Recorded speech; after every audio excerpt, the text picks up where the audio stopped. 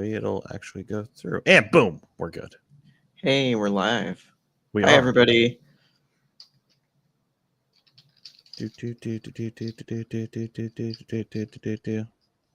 People might have to refresh their.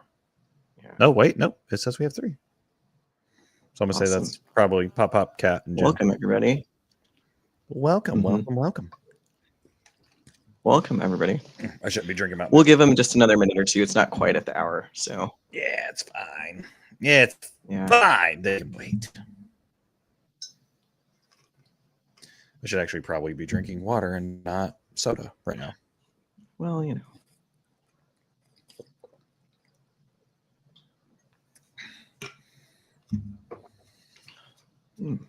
I'm kidding. This isn't actually water. It's just straight, rum in here. I learned from Geneva. I was gonna say, I was like, what's your drink of choice, Richey? Is it rum, whiskey? I like rum and Coke as my go-to, but I do like a nice bourbon or a nice whiskey. Nice. That's my forte. Nice. So, all the fun stuff. Yeah. So, our viewership's climbing. We're up to 6. Excellent. Welcome, everybody. Thanks for joining. I think that radio ghost, that might be my buddy from Jordan Con. I'm not going to say his name actually on the show. So that way, in case he doesn't want to be known, but I'm pretty sure that's my buddy with the suave leather jacket. Welcome in, Frank. Hi, Frank. Thanks for joining. But yeah, we'll just we'll give it another minute or two, and I'll let you do your thing. We'll get going. Glad everybody could join us today. Tonight, it sounds like, Richey, we're going to have the first live reading of Stumbling Up. So you'll all be here for a first. Oh my gosh, Yari, thanks for signing in. Whoa. All the way from Puerto Rico. Nice to see you. Welcome in. But yeah, tonight's going to have a little taste of Chapter 1. And by a little taste of Chapter 1, I mean the entirety of Chapter 1. Dun. Mm-hmm. It's going to be great. I'm going to be a little nervous. I might turn off my camera when I do that because I'm shy. I'll just sit here by myself while you're reading, just turning beet red. So, oh, what's up, Lance? How's it going? But yeah, it's you know what? I think it's 8:01. So if they're not here, should go ahead and get going. Yeah, they're gonna miss out on the intro. That's it. So yeah, that's it. So welcome, everybody. We're here tonight. We're actually talking about my book, so you all can know who it is that's been interviewing all these authors all week. So my name is Reck. I am the author of Stumbling Up. It's a lit RPG, a comedy lit RPG that's live on Royal Road right now. I've written a few other things under this pen name. I also have a cozy fantasy. So if you're into cozy fantasy, it's called Potions and Perils. So that's my other book. So it's really, really good. I'm low key pitching it to a narrator I think would absolutely kill it on it. So yeah, we'll see. But tonight we're going to be talking about Stumbling Up. I've got Richey here, who is going to be a key contributor to the Stumbling Up series. So Richey, why don't you introduce yourself? Greetings, readers and travelers. I'm not actually going to do my normal intro that you would get on a normal Chat and Stats episode because it's not my show tonight. It's not. I'm the guest this time. It's true. Which is weird because I'm never the guest. I'm always the host, and I don't know how I feel. But my name is Richey Stevens, and I am the voice behind Stumbling Up. I will be narrating it, and we start full production on it here soon, and I'm really excited. So yeah, so I figured, you know what? Why not tonight? Let's make it a little special episode. We can talk about it a little bit and then give a little taste of what the narration is going to sound like.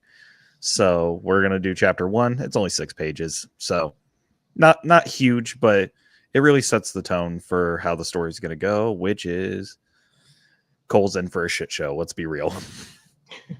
Yes. Yeah. So I wrote Stumbling Up. I'm still writing it, but I had the idea and I started writing Stumbling Up because, quite honestly, life and the world has kind of been dark lately, and I needed to go a comedy route. I needed to have something that was lighter, and in the world that could just kind of get through it. So I started it kind of on a whim, on a joke with a friend, and it's just kind of grown and like taken a life of its own. I've got, I think 20-ish chapters out on Royal Road right now, and we're posting 3 a week. We're hopefully gonna hit Rising Star here soon. I don't know. We'll see if the Rising Star gods grace us with it. But if you haven't checked it out on Royal Road, please do, and start reading and help support it, like helping it get there. So, yeah. Richey, you started reading it, and I don't know if you have anything you want to say about Stumbling Up, just kind of to get us started here. What attracted you to the text? So Stumbling Up was pitched to me by Kat. And when she told me, she was like, "Oh my God, a new Lit RPG is coming out. It's really good. I think you're going to enjoy it." I was like, you know what? I'd love to check that out, because as someone who hosts a Lit RPG podcast and everything, I'm always interested in reading a Lit RPG, especially a newfound one. And if it's going to be posted to Royal Road, then yeah, I'm going to read it. It's a lot harder for me to read physical books anymore because of how much we have to get through to produce the show. So I'm very selective on it. But when Kat was telling me about the characters, I was sold. She gave me a little idea of the system, was like, oh, it's going to be a little bit of an isekai. There's one character that's going to play a huge part in that. I was like, okay, all right. I'm sold. Which with up to what's on Royal Road, has that character been introduced? Yes. Yeah. Okay. Yeah, we've got Meredith out there. Okay. I thought so, but I was like, I don't want to give away spoilers yet if it's not been, because we talked about the spoiler-ish era last night. So, but yeah, when Kat pitched it to me, I was like, oh, I want to read this. And then I started reading it. I was like, I want to actually read this. And thus I did a little audition for you and Kat, and here we are. Yeah. So what you're gonna find with Stumbling Up, it's based on these 3 childhood friends who have kind of hit their quarter life crisis. They're mid-20s, and they've started to get into their adult life, and it's not everything they wanted life to be. And you'll find out, they go out drinking for one of the guys the 25th birthday, and end up signing themselves up to be adventurers, which has a whole lot of implications in the world. It's a death warrant. Yeah, basically they get given an ultimatum that they have to go do a trial dungeon, which most people spend decades of their life training to survive, and they are dumped in this trial dungeon, and things happen. The main character, Cole, ends up picking up an animal companion, and it's unlike any animal companion that you have come across. His name's Richard, and he's about a foot long banana slug, and he's got Which fangs. is ironic because my name is also Richard, and I'm a sassy little asshole too. So yeah, he's a bit of a jerk. So tonight, I just want to say, we do have a loot drop coming. We've got shirts made for con for folks. Oh, hold on 1 second, because we didn't cover this in, so I'm going to put this in the private chat. Yeah. Okay. Real quick, because I didn't. We can. Yeah, we can do that. Okay, yeah. I'll we'll do the bigger one at con, but yeah. So we've got shirts that are going to be available, but it's got Richard on the front. He's in armor, and it says, "Is that a slug in your armor? Are you happy to see me?" So tonight, the best question or 2 of the night, I'll bring a shirt for you, or I'll drop it in the mail if you're not going to be at the con yourself. So yeah. Which version, so I know which one to pull up? Are we doing like the sketched-ish version? Yeah, let's do the sketched, and then we'll do the real version. Kat, can you please send that to me on Discord really quickly? I would very much appreciate you if you did, so we can pull that up. Yeah. So we've been working on a final cover. It's pretty awesome.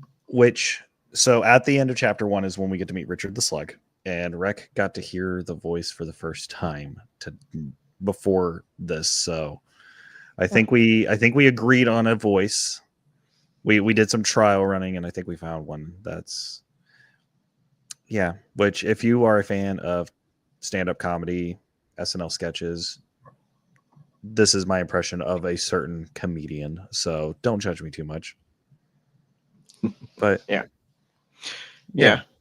It's good. It'll be good. It'll be first dry run of chapter 1 tonight. So, but first let's talk a little bit about you, Richey. How about narration? Is this a new step for you? How long have you wanted to be a narrator? How long have you thought about this? So I've been wanting to do it for a while, and I've tried, and I failed a little bit along the way, but it's not going to stop me. I stumbled a little bit, which makes it, I guess, a little bit more ironic that stumbling up is going to be my first official one. I have the hiccups now. Fuck. But I have always enjoyed audiobooks, and that's what really got me through, working late shifts when I was working through COVID. And that's when I had really found what RPG was, right before COVID. That was about September of 2019. And that's when Joel introduced me to the land, and I kind of fell down the rabbit hole of everything. Awesome. Thank you, Kat, you absolute fucking gem. I adore you. So I didn't really ever think I was going to be doing actual narration because I am super fucking dyslexic. And that's where I was like, oh yeah, no. I'm never going to do that. And then when we started doing the show, we had a certain narrator on by the name of Zachary Johnson. Zachary Johnson has worked in Lit RPG quite a bit. He did some stuff with Sound Booth Theater. He was the voice behind the Cyber Squad series. So he sat me down and he was like, hey, you've done acting. You have a great voice. Let's get you into this. And so I did have one book lined up, but I missed the deadline. I was in the process of moving. I was in a very, very bad space, which I owned up to. I fucked up. That was on me. And the author and I, we still have a good friendship and everything. At least I think so. So, it was like, hey, it's been too long. I got to go the other route. I completely understood. I owned up to it. It was my own damn fault.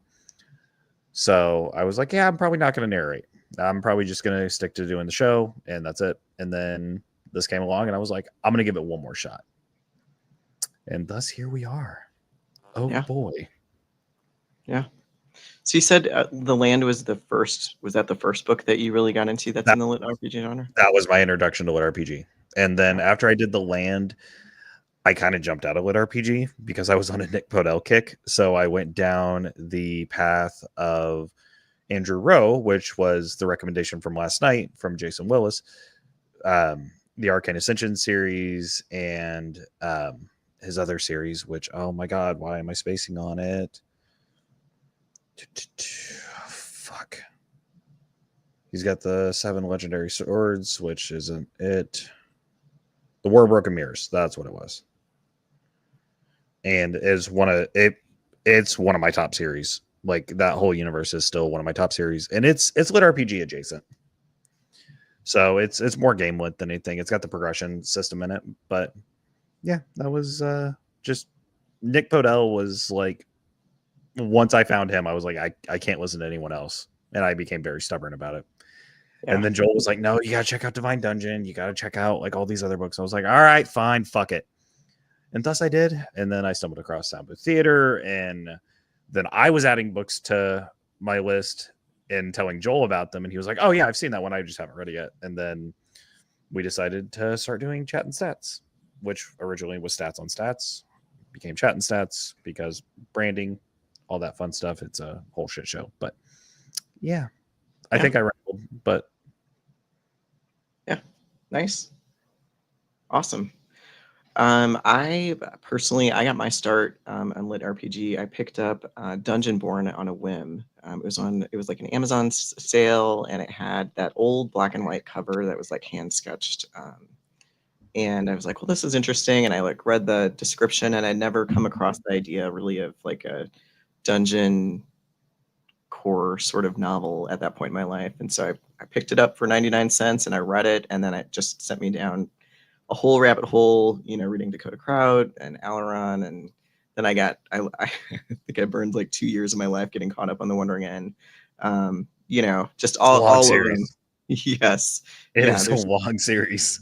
There's a lot there.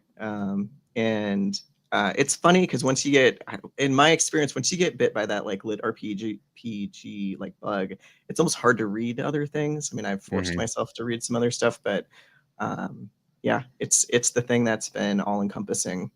As a writer, I've written some sci-fi, I've written a cozy fantasy, I've written a few different genres, kind of working my way up to writing a lit RPG, because I think from a writing perspective, all the stats, mechanics, and all the system part of the world was kind of intimidating, because it's a whole nother layer on top of the actual story that you're trying to tell. So so Stumbling Up is my first attempt at a lit RPG.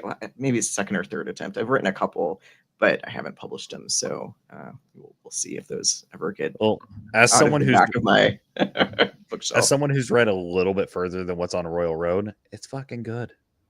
It's really fucking good. I'm not paying them to say that, folks. So. No, they're not. yet. I mean, I agreed to this, so I think it shows that, hey, I care about this project a little bit, to say the least. So that right there should be like, okay, damn, if Richie's like wanting to get on board with this one, it might be pretty fucking good. Yeah. So let's kick it to the audience. What do you guys want? Do you want the first chapter narrated by Richey first, or do you want a semi-cover reveal for the end cover for Stumbling Up? I got the cover locked and loaded.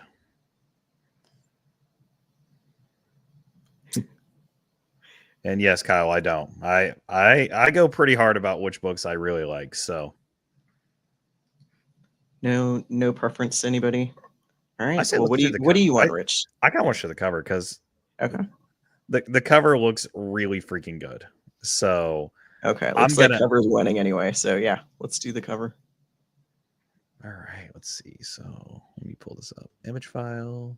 While you're doing that, my cat has decided they went out. So give me 1 second. There it is. All right. There's a sneak peek at just the sketch. And that is a damn good cover. I've seen the final version with the typography and everything. And holy hell, this cover, I was getting emotional. And I'm glad I saw it before we did the actual cover reveal at Lit RPG Con, because I was afraid I was going to cry. Because I'm excited about this. Yeah. So we'll do another video at Con, just revealing the cover itself, all filled in and stuff. But yeah, this highlights a section of the book that happens right after part 1, which part 1 ends at like chapter 24. So Roll Road, we'll be getting there pretty quick here. It's really good. And then my lock screen for my phone is the actual cover without the typography. Yeah. So it's the colored version, which it's just I haven't even done that yet, man. Hey, I was like, you know what? This is my motivation right here. So yeah. And I mean, it's just the back views, because you got Leo here, you got Tandy in the middle, and then Meredith is the one off to the side, which I don't know if you guys can see my mouse or not. Probably not. And then you got Cole with Richard the Banana Slug up there with his hammer. So it's damn fucking good. This cover is really good.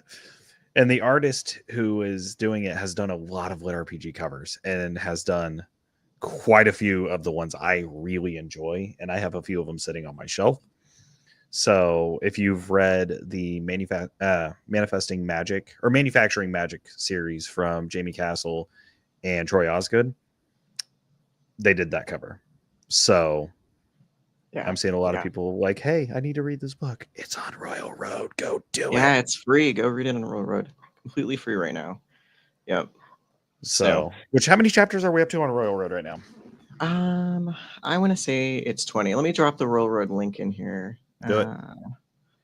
Yeah, I'll drop it in and then I'll click on it and see how many are actually live. I think it's. I It think failed to post because.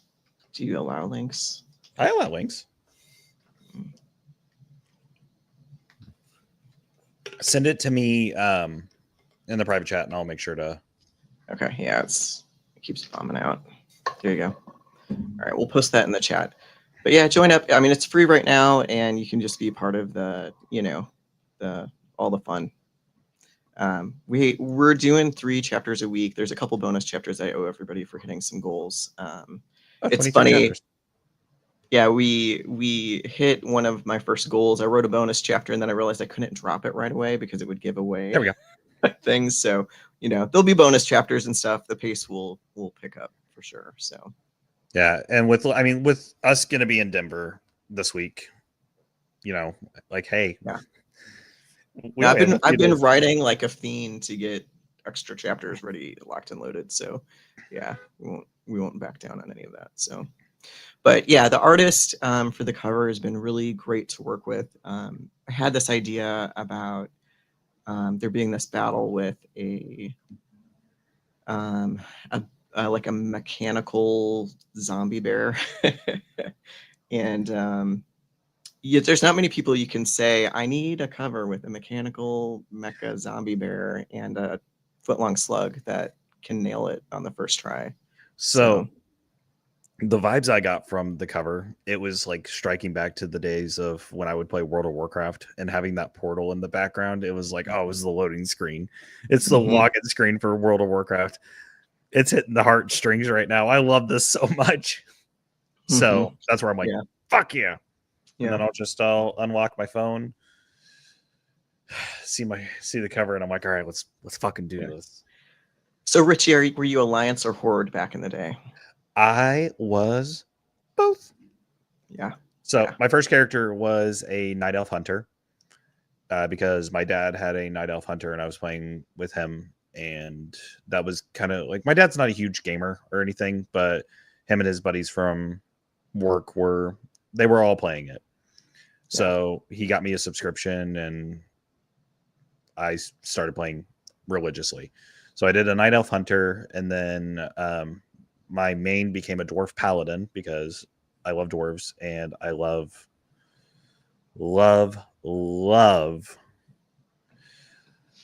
I just love dwarves, and paladins are my favorite class. So, and then I did a Blood Elf Paladin for my first Horde character because I joined like right at the midpoint of the Burning Crusade. So, okay, yeah. And then my first Death Knight character was a Tauren. I did a Tauren Death Knight, and that was fucking awesome because Taurens are nice. Taurens are badass. Jen, to answer your question, it was right before Burning Crusade, or right in the midst of Burning Crusade, right before Witch King. So, still classic at that point. Yeah. It was still. I mean, it was World of Warcraft. It's not what WoW Classic is now, which I did play that recently with Timothy McGowan and a few of those people, and it was a lot of fun. And I miss it. I miss my gaming setup, but my Mac will do for right now. Yeah. Well, how are you feeling? Are you ready to dive into a reading? No. My face is already burning. That's why I didn't want to do a live reading at the con. I was like, crap. Yeah, you can already see I'm going to start getting deep red. Yeah. So be kind, folks. This is our I have dyslexia, so it's I mean, Jess 3 and we do like cold reads on the show. So we've done one for Stephen Landry, we did one for Marshall Moore, and I think that's it. She's been super busy with acting and everything, so we haven't really been able to do any our live cold reads recently. So it's one of those things where we're going to get back to it. It's been a long year for all of us so far. We're only in July and it feels like it's been 2 years. So yeah, 100%. Oh, all right. I'm going to go on mute just so you don't hear me mouth breathing. So. Okay, that's fine. I'll be right here. Shit. Chapter 1. You're late, Marta's words echoed painfully. I squinted at the head chef of the Ram's Horn, trying to formulate a reply. The drums hammering my skull from Leo's drunken birthday bash didn't help. At least I showed up, was all I had. Marta's stare bore judgmentally into my soul.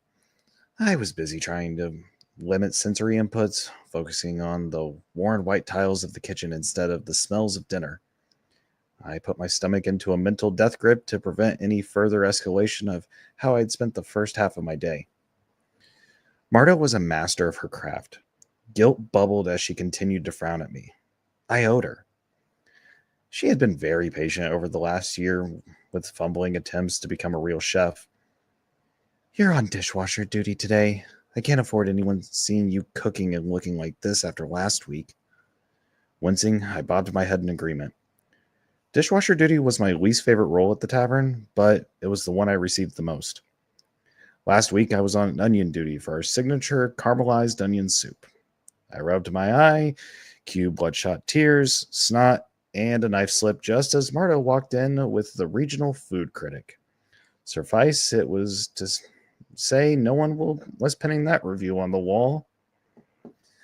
Welcome to my life. Yes, ma'am, I muttered, heading to the rear exit of the tavern. I rubbed the new skin on my left hand. A healing salve had taken care of the injury, even if my pride was still in tatters. And Cole. Marta's hand slapped against my shoulder, stopping me. Drink and eat. It'll make you feel better. She put a mug in my hand, and it smelled of ginger and honey, and then handed me a small bowl of cinnamon spice gruel. And that's why I loved Marta. She cared. She could make you feel like an ant when you screwed up, but she was the first to offer a hand. I took a sip of the warm beverage and almost gagged at the contrast between the sourness in my mouth and the soft bite of ginger. The dish station behind the tavern was covered... The dish station behind the tavern on a covered porch. It was always too hot or cold, but it was easier to heat up the water out here. And the compost didn't stink up the kitchen. One of the other kitchen assistants had already prepped the station. The sink was full of warm, sudsy water. A fresh dishcloth set folded, ready for action. Flies buzzed over the compost bin. Whoever had gotten the station set up hadn't bothered to empty the bin. I didn't blame the poor sod that had... I didn't blame the poor sod that had to lean in for me. I was so irritated with myself. Taking a deep breath, I tried activating one of my meditation skills, monotonous calm. Nothing happened. Damn hangover. I took another long sip of the ginger water. At least I didn't accidentally trigger self-critic. Before diving in, I drained my cup of tea. The ginger had already been working on my stomach. The gruel still took an iron will to attempt to eat, even though I had known it would be for the better. When Marta handed you food, it was generally worth eating. On the fourth spoonful, my headache receded enough. I still wasn't feeling great, but I could function. Micah popped out with a stack of dishes. He gave a friendly bob of the head before ducking back into the tavern.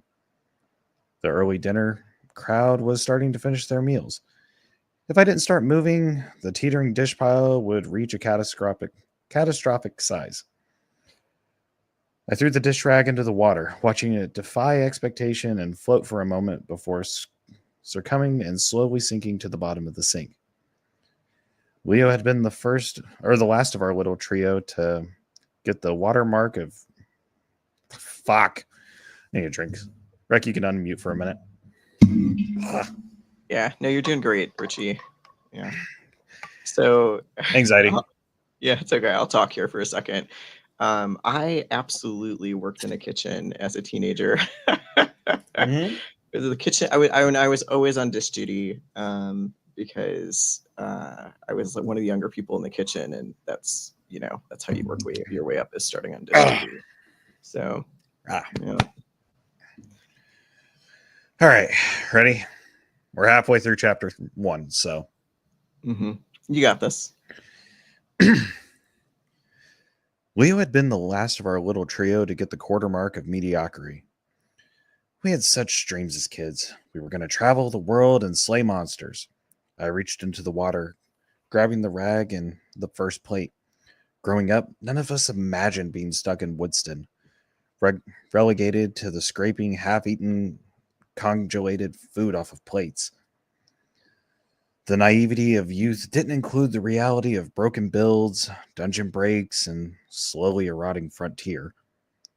The thought sparked a dim memory. Leo was grinning like a fool as he swung his axe, wildly taking out imaginary enemies. Tandy's face, flushed with drink, egging him on. Her auburn hair was curly and unbraided, shining in the firelight. I was elated, happy, floating on a sea of ale. I gripped the sink's rim, the memory throwing me on the cusp of understanding. What had we done? My gut quivered. I dropped the plate I had been scrubbing to let it sink.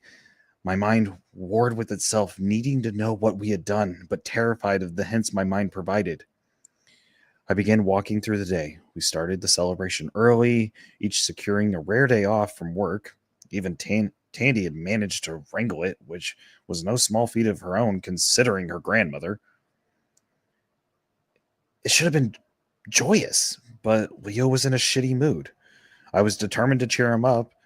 At 25, he still hadn't gained a class, cementing his status as broken, a loser who couldn't interface with the system. Even the most optimistic stopped calling it a phase at 25. This wasn't something that he was going to outgrow. We'd all known for a while, but there was such a finality to this birthday. This was all of our lives now. I wasn't much better. I'd failed at, 3 professions? Working for Marto wasn't much of a career as a job. I was never able to acquire any worthwhile skills in any of my attempted trades. I was one major bill from moving back in with my parents. If Tandy hadn't gifted the healing salve to me at the winter solstice, it would have put me short on rent. We had toasted Tandy, the only theoretical success. Her braided hair had started at the night tight and perfect, just like her family's expectations. Tandy was never shy to complain, so when it was her turn to toast, she spoke to our collective misery.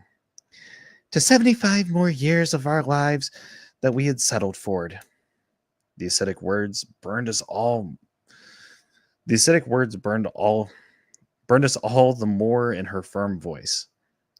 Leo took the first of many long draughts of his ale.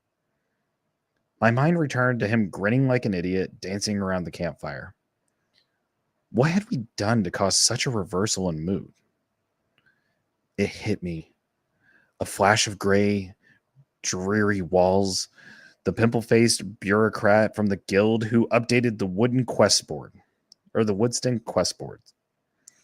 The one building everyone avoided because it was full of vultures. The only reason Woodston had an Adventurers Guild present was our frontier outpost status. Sheep and trees made the town's economy, not adventure loots.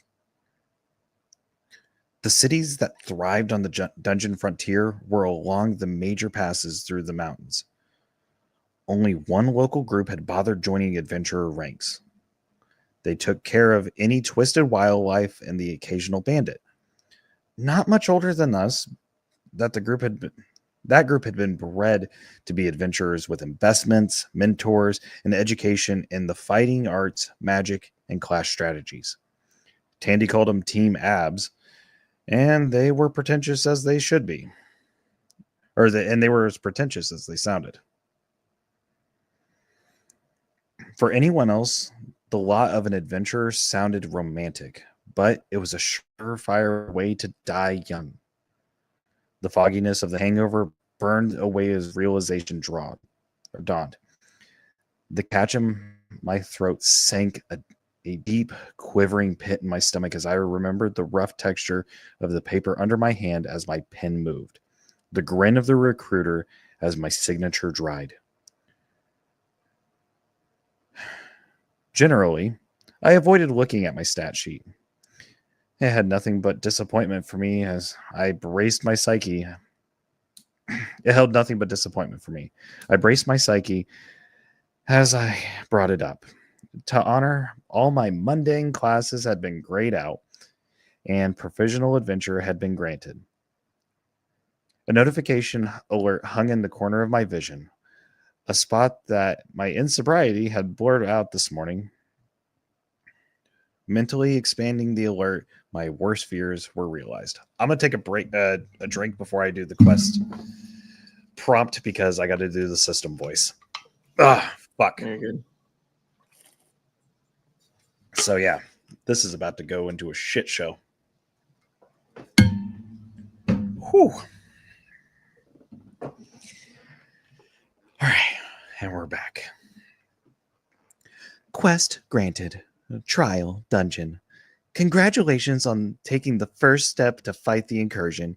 You have now been given a temporary class of provisional adventurer with the inherent growth opportunities. Please note that this is an intermediate designation as your worth is measured. Mundane classes have all been temporarily disabled as adventurer baselines are calculating. Please move to the nearest trial dungeon or face consequences. You have been granted 3 attempts to pass the trial dungeon, and your life will be forfeited upon failure. More details will be provided upon entering. Beginning levels have been calculated based on your base attributes during your 25-year tutorial. Adventure onward. Upon failure, your life will be forfeited? I read that sentence out loud, the horror sinking in.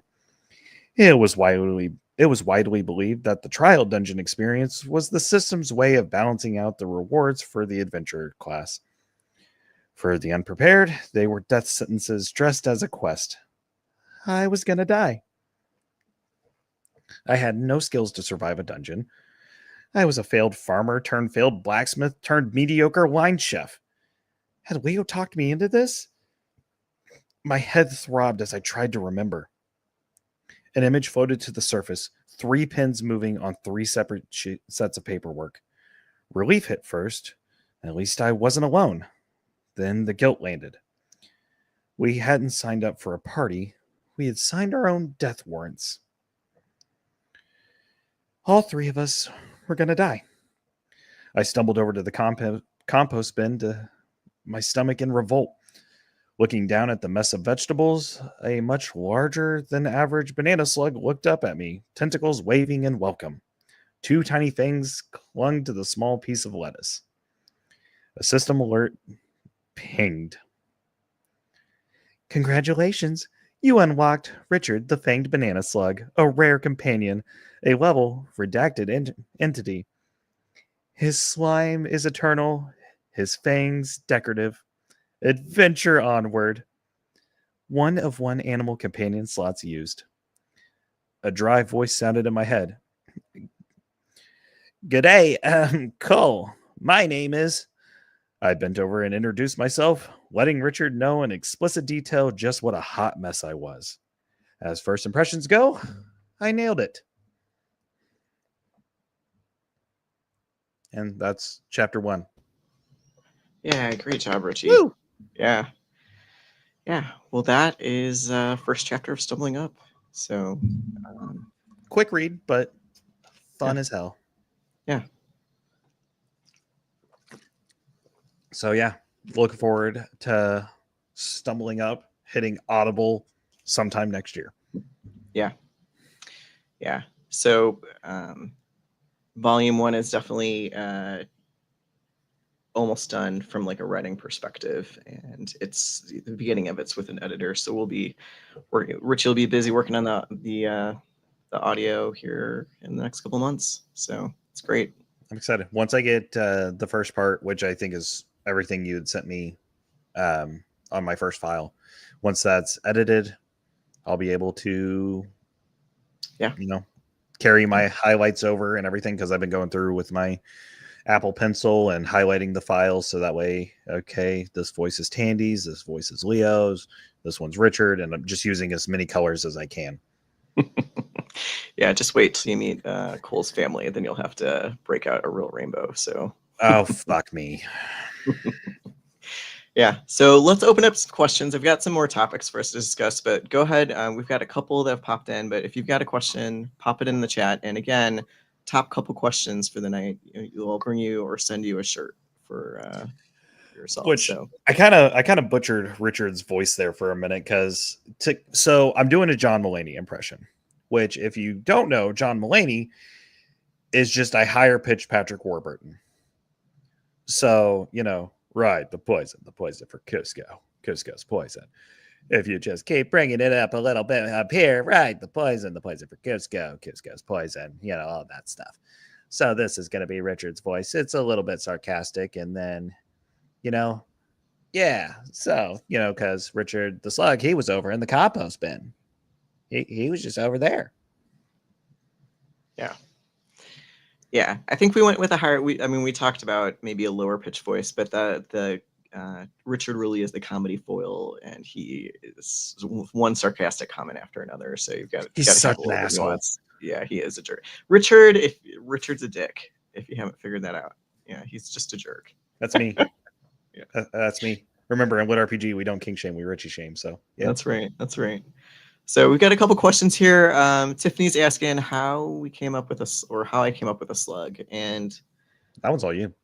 Yeah, I don't actually remember the exact origin story. I knew I wanted an animal companion, and I don't know. I used to live out west, in like the Seattle, Pacific Northwest area for like my 20s, and I think like the banana slug out there is just this like mythical creature that you kind of go looking for. Some people see it all the time, but I think on my hikes I only saw it like once or twice. But we just had this joke about Richard, about like what's the most useless animal companion you could think of, and a slug is about as useless as it gets. And I was gonna say a sloth. Yeah, but... yeah, fair. Which, I mean, Cole would have to carry the sloth around too, if we're being honest, because it's true. It would probably be more of a burden, right? Yeah. Well, you could attach him to Leo. It's like, hey, he's my animal companion. Yeah. Himbo boy over there, you're gonna carry him. Yeah, yeah. So I mean, so it was just kind of that idea of like a useless animal companion, and I gave him fangs because you had to do this like nod to like dangerous animal companion or whatever. There's this ongoing joke about how Cole, whenever he dreamed as a child of being an adventurer, he thought he would dream of like a dire wolf as his companion, and so now at least he's got the fangs, right? So yeah, that are completely decorative. So completely decorative. Yep. They don't do shit. Yeah. So then we've got another question out of Tiffany. Since you're running an underdog team without spoilers, what types of factors can you attribute to their not dying? Luck, fate, skill, and so there's a couple of things. So it's not like a stat. It's not like they're min-maxed and there's like a luck stat that keeps pulling them out. It really ends up being, to some extent, Richard, as useless as he is, he has these moments where he just like comes through for the group in a weird way. Mm-hmm. You've got this isekai girl, Meredith, who she's a little overpowered, and she just kind of befriends them, and kind of helps carry the team a little bit. And then the team develops these like really strange classes, and they're constantly trying to figure out how to use the skills and classes that they've got to have impact on a situation. And I mean, they do, like, a slight spoiler alert, because it is a lit RPG, they are going to have classes. So I'm excited because Leo is probably my favorite character, and the class you assigned him, I was like, fuck yeah, I get to have fun with this one. So like, it's just, like, spoiler alert, but not spoiler alert, because it's a lit RPG. Classes and stuff is going to be involved in some way. So yeah. We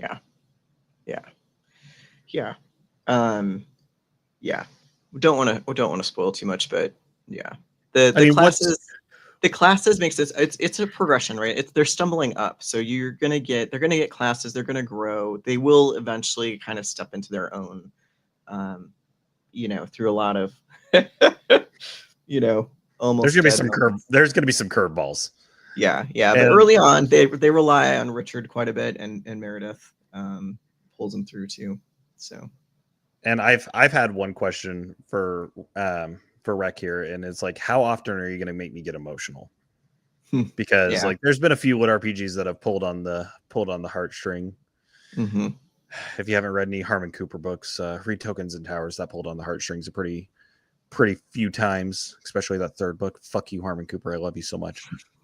Yeah. So yeah, I mean, they definitely get plucked, right? Part of this is it's comedy and it's fun, right? But it's also just an ode to, that friend group that hopefully everybody's gotten to experience, where you've got like the inside jokes and you're just trying to figure out life together. And that friend group just joined the stream. That's my best friend since kindergarten. So we have been friends since August of 2001.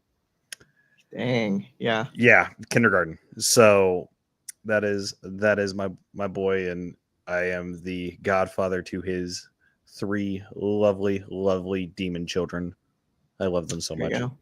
Yeah. So I mean, this is meant to be that ode to that friend group, and so there's things that happen, like, it's funny, I'm kind of at the point in my life where, my dad's passed, and my mom's in her 80s, and I don't have that like support structure of like elders in my family. I am kind of one of the elders in my family, right? And the people that really, like lifelong help you slog through are the friends that you've kind of made and have stuck with you along the way. And so I don't know if you're going to read, you probably should read into like, who am I, Reck, as a person, by some of the stupid ass jokes in this book.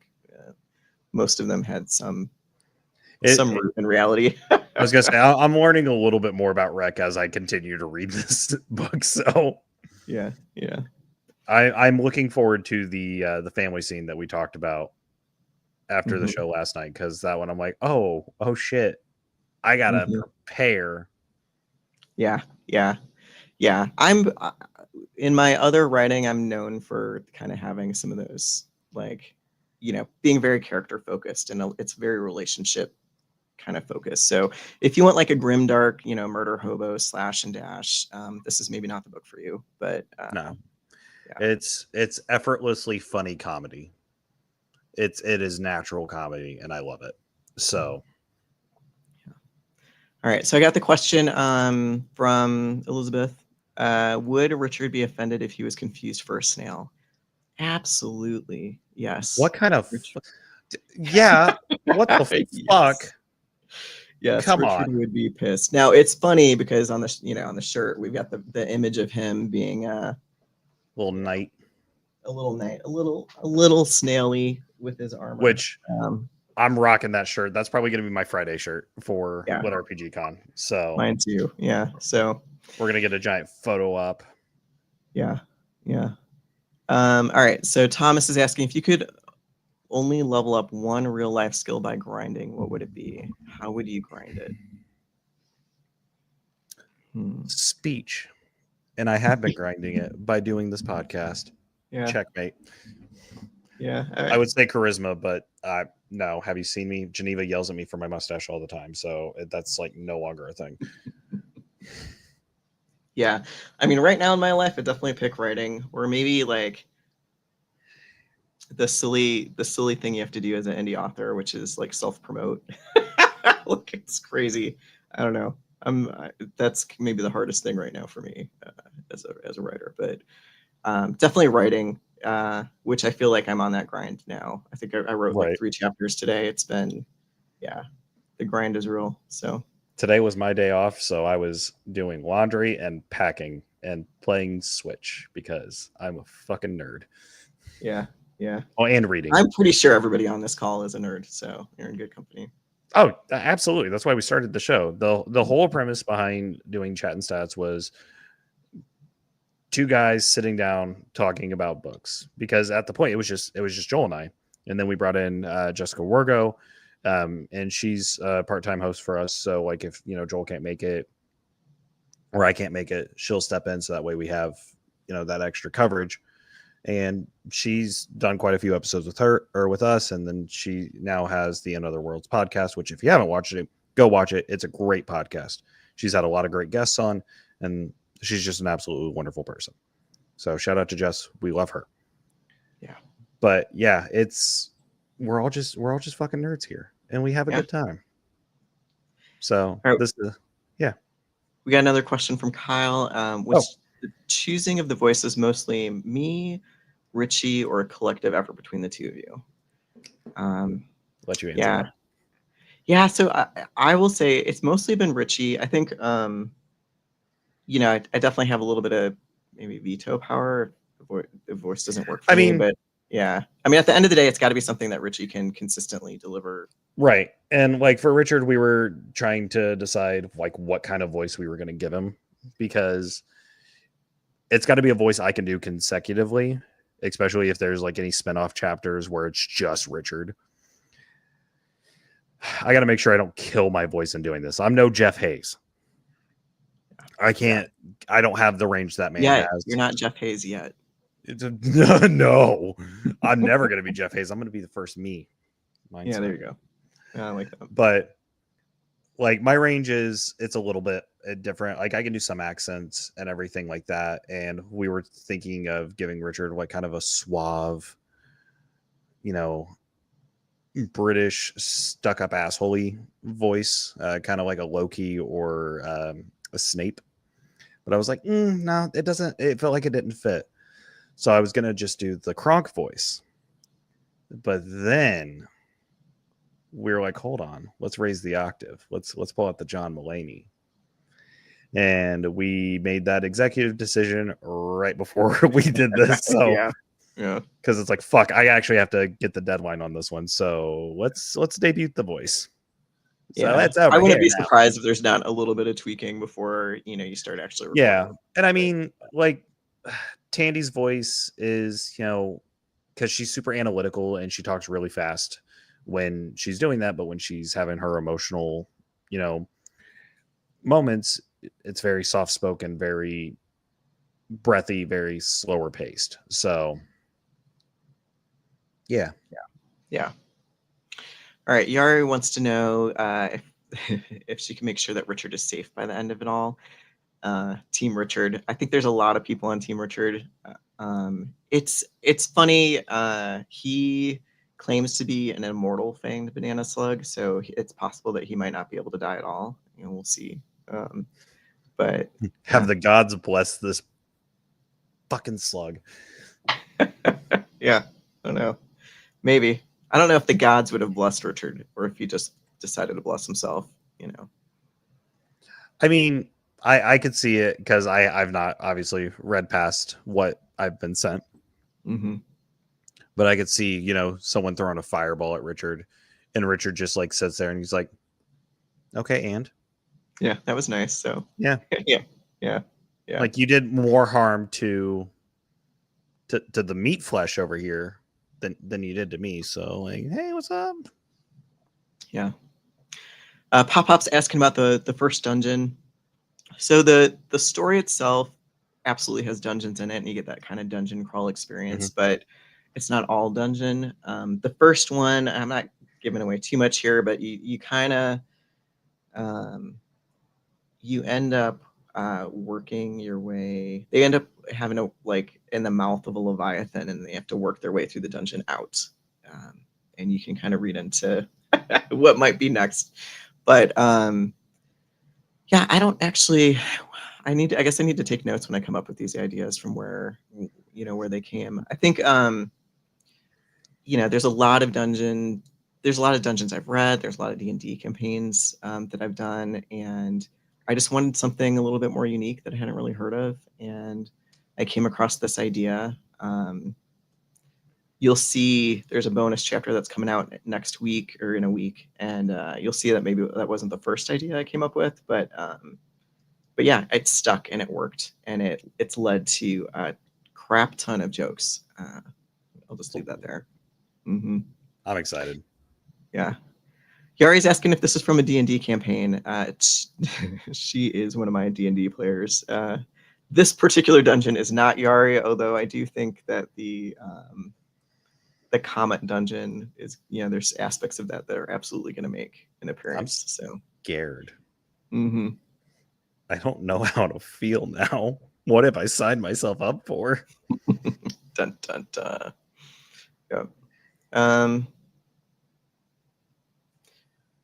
We got Embryo No De Niro. I would love to voice a character.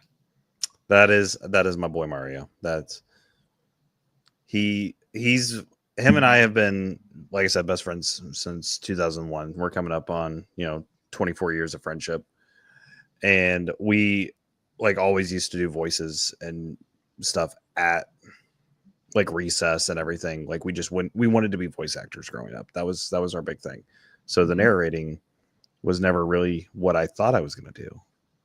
But now I'm like, I like the narrating a little bit more than I would probably do the voice acting. Yeah. So yeah. Very cool. Yeah. It's funny. Young Richey was dreaming of being a voice actor. I was absolutely dreaming of being a writer. That's the thing that I always wanted to do. But my family has always been very sciencey oriented. I've got a sister who's an engineer, and another one that was a chemist, and then a lawyer. Like just not. I'm just the disappointment. My family is all military, and I'm the performing arts. But I will say, my dad coming to our spring musical, and my mom couldn't make the opening night, and he took like over 800 pictures. And I was just a supporting like side character. I wasn't even. I mean, I was one of the leads, but I was more of a supporting than anything because it was South Pacific. I played Luther Billis for anyone who's seen it. Nice. And it was a fun time. But then mom was like, "Yeah, your dad took 800 plus pictures, and you were on or maybe 30 minutes airplay." And I was like, "Holy fuck, Dad!" So yeah. So yeah, I'm just a theater kid. Yeah. Tiffany is asking if I'll get a Richard tattoo on my butt. If Stumbling Up goes big, I absolutely will get a Richard tattoo. I'd like to put it somewhere that I can see without a mirror. I will add it to my forming lit RPG sleeve. Because I want to, like, I'm getting a Prepotente. Oh, like I just like this is my best friend. He hypes me up. We have that bromance. You're the main character in my book. So, but I'm gonna get a Richard the Slug tattoo. I've already decided that I'm gonna get the one from the shirt on my arm because it's gonna be right there with Prepotente. Yeah, we'll have to do it together. Maybe that'll be we'll hit it'll be our badge of honor. yeah. Then we'll be made into a GIF and stuff. So there we go. But definitely, I think arm too would be maybe the best spot. But somewhere I can see it. So. I was gonna say it's gonna be on the opposite side of this arm. So there you go. Where I have that one just on the inside. So Yep. we'll start the Richard the Slug cult. Yeah. Richard would love it. He would. Oh, I know. That was happening. Yeah. I absolutely already do. So, you mean the slug? Yeah, probably. I mean the slug. Yeah. Yari wants to know if there's a character that simulates Jar Jar Binks. No, not yet. Anyway, no. I would have a hard time with a narration that annoying being a main part of the book. I wouldn't give it the Jar Jar Binks. I mean, Misa, Yeah. Misa helping, but I don't think I could. Yeah, no. I don't think I could do that. Like if it was just a like side character in a town, sure, make it like a shop owner. Yeah, Jesus, don't do that to me. At that point, we'll have to hire a sound booth for that. We definitely have a character in book 1 that nobody's met yet, and he is got. It's not the annoying voice of Jar Jar Binks, but he's got this like just over exuberant, like everything all in to every conversation, and he just over blathers. He just like talks a lot, and so maybe some of that energy where you're just like, you can shut up now. comes out in Ash. So we'll see. Fuck. Dun dun dun. Yeah, it will be near the end of book 3. So, or book 1, sorry. Okay. Part 3. Yeah. We do have a slug army for con. So I recently acquired a 3D printer and I've been printing out little miniature slugs. So if you're coming to con, just come see me or Kat or Richey, and we'll have a bunch of slugs on hand, so you can get one. Yep. I will say, while I'm at Lit RPG Con, so Joel and I will be there as media attendees. So we're not guests, we're not panelists. We're going to be walking around and we're going to be filming. So if you want to come up and say hi, please say hi. But if I'm in filming, if I'm doing an interview with an author, please, for the love Hold of up God. a minute. Yeah. Like, I'm not trying to toot my own horn or anything like that, but please just let me finish. Yeah. And then come bug me. I'll get the deer in headlights look that you crave. And then I'll just turn bright red and mutter about slugs. So yeah. Oh, Geneva's just going to drag you around. So yeah.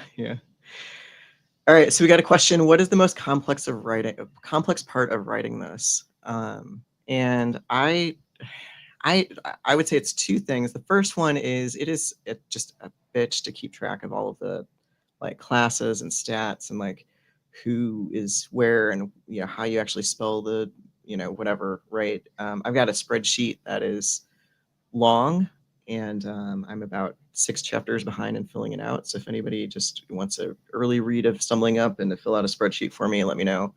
But yeah, it's definitely the stats and stuff, just keeping track of it all and where everybody's at. I think the other thing that is challenging is also, when you read a book and the characters do something clever that you didn't think of to get out of a situation. Like, I'm now the person that has to actually like think of the clever thing that they do to get out of the situation. So, and they keep just stumbling into just like stupid situations that I'm like, okay, I've got all these pieces. Like, how could they possibly use the pieces of the puzzle that they've got to get out of it? And with it being believable and not, So here's the thing: it's a lit RPG. It doesn't have to be believable. They got plot armor. Yeah, it's true, but I think it's like I want the solution to be something that is reasonable. Like they actually. Like I'm not going to just have like a whatever fall from. Like, hey, God mode. It's I get that. I was being a smartass, but I think because there are some books that have that main character energy where it's just like, was this the most practical way for them to get out of this? Yeah. Probably not. Did you just cop out? It's possible. But yeah, I'm not trying to talk shit on it. So I'm trying to think of the words. Yeah, no, I mean, there's a place for those books, right? I mean, like there's a place. That's just not what I wanted to write. I wanted to write something that had a little bit more, I don't know. I've got a immortal fanged banana slug, so I don't want to use the word believability. Logic, maybe. I think maybe logic is the word I use. So, yeah. Okay, so I just want to call it Jen. Jen's saying Richard is waiting for his cult to happen. It's 100%. Richard believes he should have a cult following him. Now, this is the banana slug, not me, even though I already kind of like a cult follower. Well, yeah. Fucking Matt Dinneman. Yeah. Well, now you'll be known as that slug guy instead of the Geneva. Geneva will never let the foot guy die. Like she will make sure that is engraved on my fucking tombstone. Yeah. It's never gonna die. So I've just accepted it at this point. Yay. Yeah. We'll call out to Jen. Jen's my spouse. They're coming to Lit RPG Con too, and they have to put up with all of my rambling about slugs and late nights writing and stuff. So thanks, Jen, for shout out to Jen. I'm very excited to meet all 3 of you. And well, I've already met Kat in person, but I think at Dragon Con last year, like we brushed paths, but we didn't actually I think so too. Properly interact. So it's gonna be nice. Yeah. So yeah. It's Tiffany's threatening to photobomb interviews. Yeah, we need that in writing. I'll have to get that from Jay, and if Jay approves it, then we'll consider it. Yeah. But Jay also said his was going to be a like a voiceover type one because Mystery Man, which we were lucky we saw him without the helmet. Yeah, we did for like a minute and a half there. Yeah. Oh, I was in here hanging out with him for like a half an hour before you joined because I forgot his was at 8:30. So I sent it super early, and we were just sitting here playing Switch. So but Jen's claiming that the cult might be Richard or Richey, but the answer is yes anyway. So I'm sure there will be a cult following of some sort of Richard-like being. Yeah. BJ is saying that he or they have already read chapter 1 and they like Richard already. I think Richard's the fan favorite, but Richey, you love Leo. Why is Leo your favorite character? He is a stupid old himbo. He's just the big brute and the lovable teddy bear of the group, and I absolutely adore him. But I already know where his character is going because I have insider information and with his class. Which can I say what his class is? Am I allowed? Yeah. I mean, it's going to take him a while to get there, but sure. Yeah. So they'll forget. You can see it. I have a sticker on my wallet. That's his class. He's a paladin. I got that from Emily Godhand. That sticker's like 2 years old, but yeah, it's he's a paladin. So that right there just already made me love him even more. And yeah, he's just a lovable son of a gun. Like until he gets his righteous better than being. Yeah. He's got an interesting story arc. At the end of the day, like the story arcs for the characters, you're gonna see progression for them. Oh yeah, on their stat sheet, but also just maturity wise, they're growing up and figuring it out, and there are going to be some stumbles along the way. So yeah. It's going to be a good time, and I think if you're already enjoying the first few chapters, this is one where you're really definitely going to want to stick around for the ride because I only got to read the first 12 chapters, and then I got up to chapter 26, I think, in my file, if I remember correctly. And when you sent that over to me, I was powering through, and Kat was even like, "Where are you at? Where are you at? Where are you at?" And I'm just like, "Shut up! Yeah. I want to read." Yeah. It's funny. I'm definitely hitting the part where I have some milestones I need to hit in book 1, and I'm like writing towards it. And the chapters between me and that milestone just keep expanding because, they go visit Cole's home and they all these things start happening and just kind of just builds in more flavor in the story. It's kind of fun. So yeah, not going to run out of content for Stumbling Up. So no, when we had initially started talking about this, you're like, yeah, it's going to be like 6 books. I was like, fuck, sign me up. Yeah. And then once the physical copies and everything start coming out. So for those who don't know, I have 300 plus books in Lit RPGs sitting on bookshelves, and I have them set up in, certain ways. Like on the main shelf, I have The Land because that was my first series, and I have the first 7 books with God's Eye. I'm missing Monsters and Alpha, but then I have Jez Caggio's books because Jez also very dear friend, holds a special place in my heart with the Underverse series. And I couldn't make it to Jordan Con 2 years ago. Not this past year, but the year before. And so he sent Joel home with the first 7 books. Is that 7? Dark Tide Rising? I think it's 7. It's either 6 or 7. And he sent Joel home with those and was like, "Here you go. This is for you, Rich." Nice. I'm like, damn. But I'm going to have to make some room on that top shelf because once Stumbling Up comes, it's going in slot number 1. Yeah, that's crazy. Sorry, Alaron. I love you. You're my favorite still, but that's awesome. I'll take it. Doing the show has really, really spoiled fed my addiction of signed books. So Yeah. Yeah. I Yeah. like my Well, side books. I think we'll figure out how to get you a signed book or two. Yeah. I will figure out a way. So, Yeah. Yeah. All right.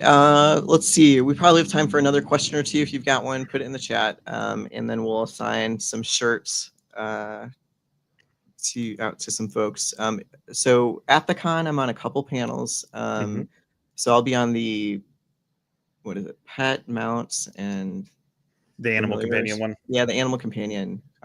which Kat did an amazing job with her Little graphic. Yeah. little graphic for that one. So Yeah. So I'll be on that one. I think amazing cast. Definitely having some imposter syndrome. So we'll see. And then I'm also on the diversity panel. And I know some of you are like, oh, what's that like white dude doing on the diversity panel?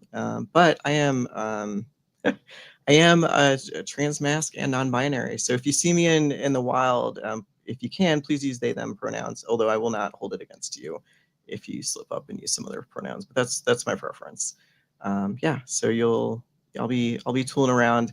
I'm also leading a couple game opportunities Friday and Saturday, so you might be at my game table. I think Jen's even at one of my game tables, so it should be fun. I will be getting footage of the different game tables and everything because if, like I said, you guys are going to see me rolling around with a camera, and by camera I mean my cell phone, just getting footage. If you see me talking to myself, don't worry, I'm just filming. I'm not crazy. It's fine. Yeah, right. Yeah. I think that might be easier than just walking around trying to meet, 1,000 people in a weekend. So yeah. Well, yeah. I mean, we did our post on Facebook and in the different like Discords, and we've gotten a lot of great feedback from authors, narrators, and just industry professionals and guests attending. Like, yeah, we want to do interviews. I'm like, fuck yeah, I don't have a time slot for anyone. It's going to be, hey, here's where I'm at. Come get me. Yeah. Well, okay. So we need to ask ourselves I think we get two recommendations here. What should Pop add to his TBR? Ooh, well, I need to go to Pop's Facebook real quick and see all the posts that he's added about which books, so I know which books to recommend. Obviously, I am an absolute sucker, and I'm always going to recommend Harmon Cooper stuff. Mm-hmm. Anything by Harmon Cooper that's in the Lit RPG format. So you have the Feedback Loop, Proxima Legends, and Tokens and Towers. You have Cowboy Necromancer as well, which I think was already recommended. Mm-hmm. One that I am in as a character, and it is a physical book, so I know Pop will be very, very excited about that, would be Golem Master by TJ Lombardi. That's one I would highly recommend. It's got a nice academy setting, kind of like Pokemon battles, but with, golems instead of, actual Pokemon. Well, Pop's not Red Harmon. So Pop, you know what? I'm just going to make you a list. I got a spreadsheet already open. I'm just going to make you a list. So, but yeah. I think I should have thought about this ahead of time. I knew the question was coming. Yeah. The Wandering Inn is one of my favorite books of all time. But I will say, Pop, it is so long that, and it is a slow burn. Yeah. It is a very slow burn. Yeah, and so I wouldn't put it on your TBR just because, like, it legitimately took me 2 years to get caught up. Because I talked about it earlier. Yeah. But I've read. So Pop, I don't know if this one's on yours or not, but the Manufacturing Magic series from Jimmy Castle and Troy Osgood. If you haven't read this one yet, definitely read that one. Yeah. I'm going to suggest one to you that I really liked. Andy Parsnow is the narrator, and it stars a boomer. It's called Cat Core. And that one's a good one. That one is a very good one. Yeah, so I'm going to suggest to you one that probably hasn't been bantered around yet. So Cat Core. I can't who wrote it? Do you remember who wrote it, Richey? Dean something, I think. I'm pulling it up. I have it in my Audible, so. Yeah. Yeah. Cat Core series is Dean Hennigar. Yeah. Yep. Okay. Iron Eyes is asking, can Wandering Inn be described as one piece of lit RPG? Wandering Inn is like, I mean, Pirate Abba is like amazing. They write basically a book a week, or did for years. And so Wandering Inn is like 600 books. I don't know. I think it's the longest piece of literature in English at this point. Yeah, it's definitely got the most hours. It's definitely broke some records, and with Andrea stepping away as the main narrator, I understand why. I completely understand. I talked to Andrea last year at Dragon Con. She's an absolute sweetheart. She is amazing. She's one of my favorite narrators. She said that Wandering Inn, I think they were through book 12 or 13, and there were 6,000 characters that she had voiced, which is like incredible. And she is a master of her craft and one of the best female narrators out there. Any project her name is attached to is one I'm going to pick up because I want to support. Yeah.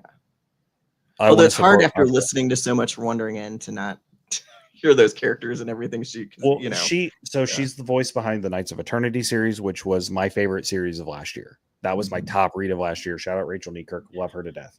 Yeah, she does Cat Core. She does Library Reset. She does System Library Reset, Aether's Revival, Azeroth Healer.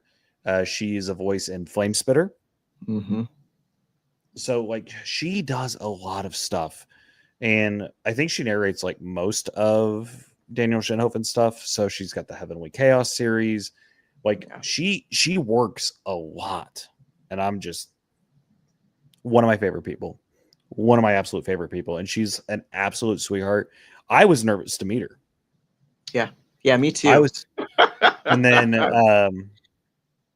who was it? I think it was either Jen or Nick that just dragged me over and was like, "Oh no, that's Andrea. Here, come on." And I was like, "No, that's Andrea person. No." Like, no, I went to Dragon Core. I went to Dragon Con, and she was the one person that I wanted to actually meet. And I mean, that'll tell you something. So it's one someday. I'm going to have a book narrated by Andy. You can write that down. It's going to happen someday. I'll figure it out. Yeah. So. I mean, who knows? Maybe. Yeah. All right. Any last questions? Yes, okay. I got one. Okay, shoot. Reck, why are you so awesome? Like, why are you so freaking cool? Like, thank you, one, for doing all of this. Everyone's been like, "Oh, Rich, you're the one hosting." I was like, "No, Reck's the one that's been reaching out to the people.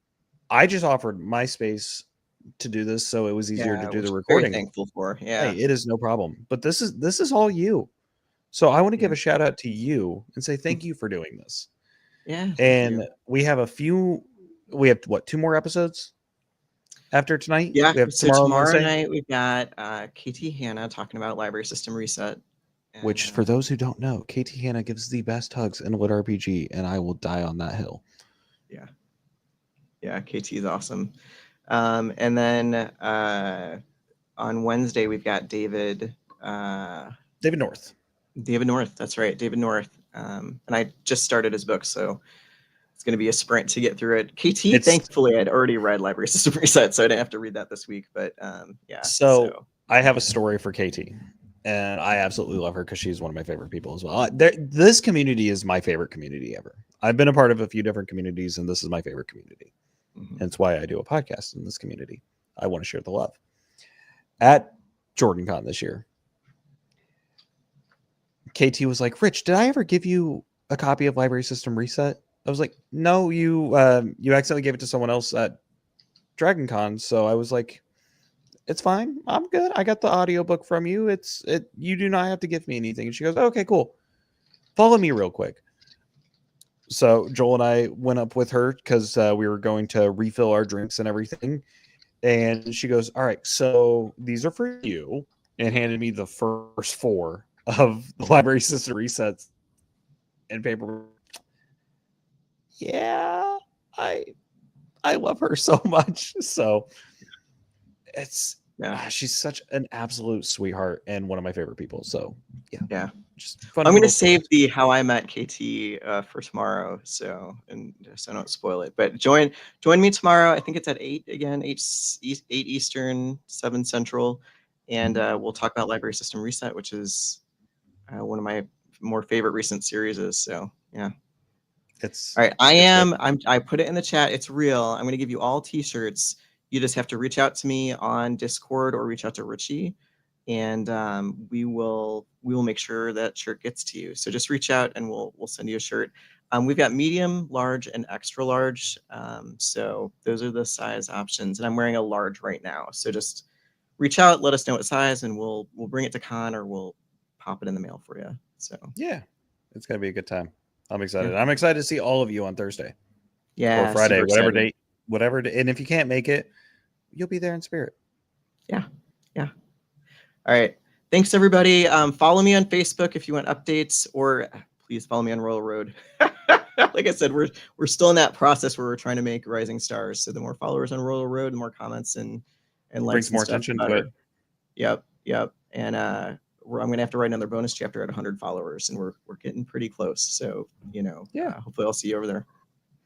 All right. Everyone have a good night.